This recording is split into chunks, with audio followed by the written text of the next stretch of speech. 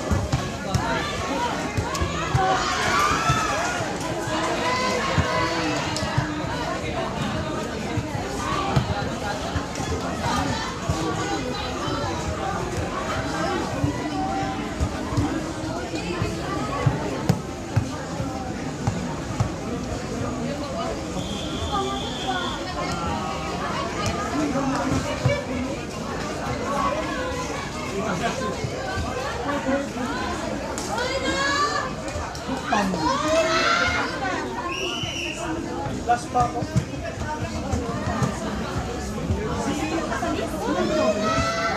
Ay, wala ako sa list.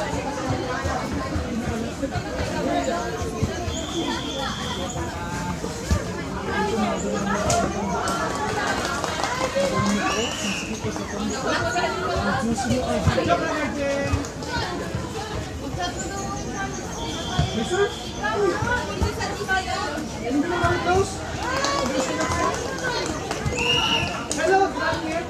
Mag-meet ka ngayon?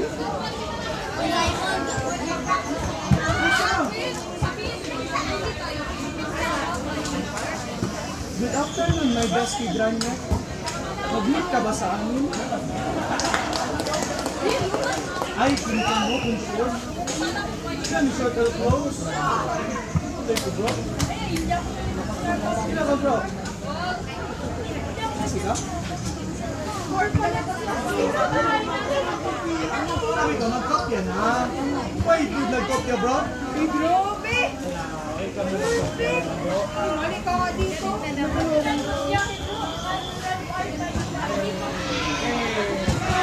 Sabi mo, kopya na yun, nagkopya. Aaron? Aaron? Ay, si RJ pala yun?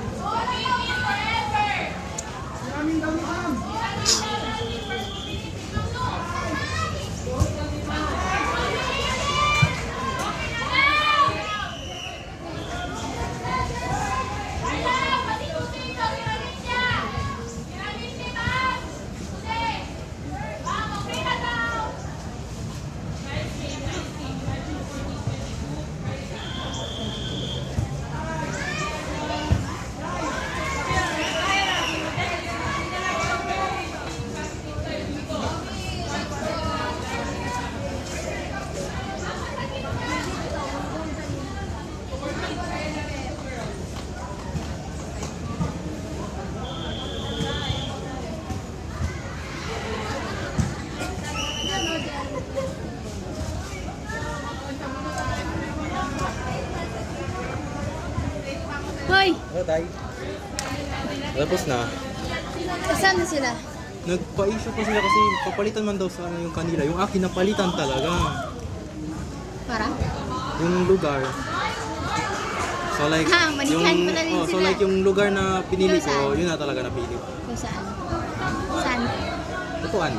Oh, that's great. That's great. Yun lang talaga yung gusto ko kasi sa Talisayan may ko na na-assign. So, Saan yung Kalisayan? doon pa yun sa sinunod din sa taas pa talaga. Nagdaan ka pa, Ayala, Maasin. Na. Sa yun na yun. Sabi ko sa kanila, una na lang daw ako. Sa inyo, una na lang daw. Ano pa sila, mahaba pa yun ang pila nila doon. Yun nga, nag-imbal yung ano ba ito? Matagal talaga. Mahaba talaga ang pila doon sa kanila. Kasi gagawin nila, magpa-issue pa sila. Like, papalitan pa nila yung ano. Si-check pa nila kung saan sila na lugar na naka-assign. Tapos, pag after nila mag-check, magpila na naman sila ulit para tanongin kung sure na ba talaga sila doon or gusto nila palitan. Kasi kung palitan nila, mapunta sila sa waiting list ba, tapos maging 50-50 ang application nila. So, either makasama sila or hindi. Pero yung mga sure na talaga, automatic, pasok na. Pero sino ba talagang manikahan talaga siya tinapon? Mas malayo pa kaysa Kalisayan. Malayo ang manikahan, di ka ba sa Pasunan ka pa nakatira? Ay, sa East Coast na yun dahil. Si Ali Liman yung doon naka-assign. Pati si yung ate niya. Ako sa ate ko, okay na ako. Gulat mo rin ako.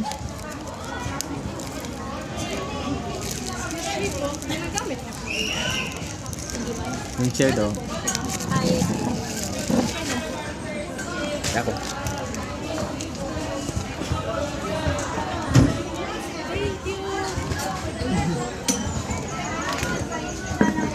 Ay, naka. Maba pa yung ginawin mo. I think parang maabutan na sila ng klase. pera ka talaga. Training na kami siguro sa Monday. Depende, I think. Abo. Pagod.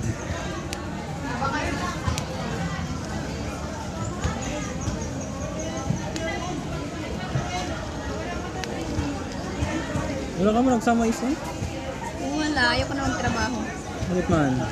Sabi ni ng nanay ko daw, wag na lang daw kasi parang madaming mga dangerous na nangyari sa labas. So, overprotective mami ko. Paano na yan pag magtrabaho ka na talaga? Na magturo ako doon, gusto ko sana mag-assign sa kanila ko na sakarin ko lang yung eskwela. Wala hindi ako lalabas sa Pilipinas. Kailan ako Wala. lalabas sa Pilipinas. That's great, bye. Actually, wala na ako stress about Sa China ka magturo ng elementary. tama ko Japan.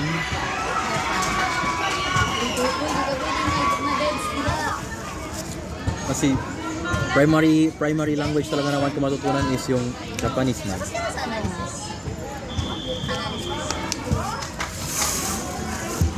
Gusto ko man China. Kaso matakot ako knowing Chinese people. Okay na, mag-start din ako sa...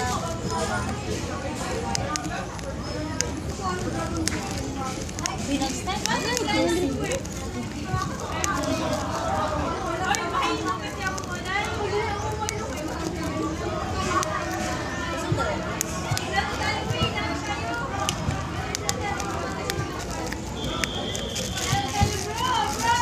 Ay, is lang, balik lang pala ako.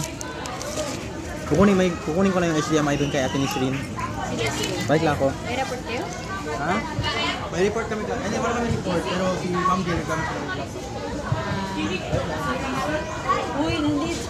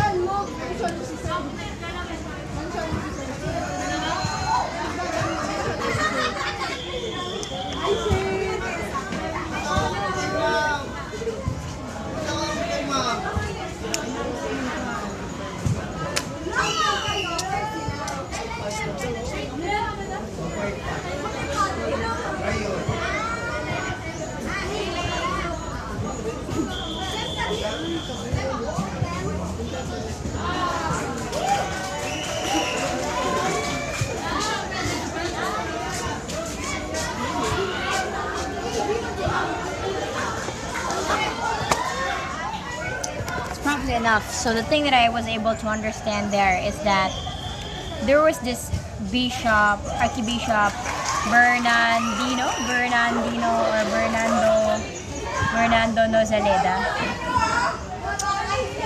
who wanted to win Rizal, or wanted Rizal to become part of them. That if without that whatever happened in 1872, then Rizal could not have been a revolutionary.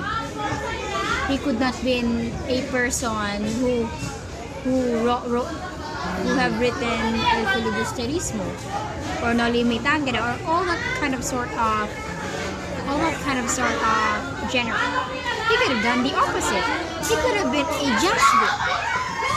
He could have been medical doctor for the Spanish soldiers who are wounded, fighting Cubans, fighting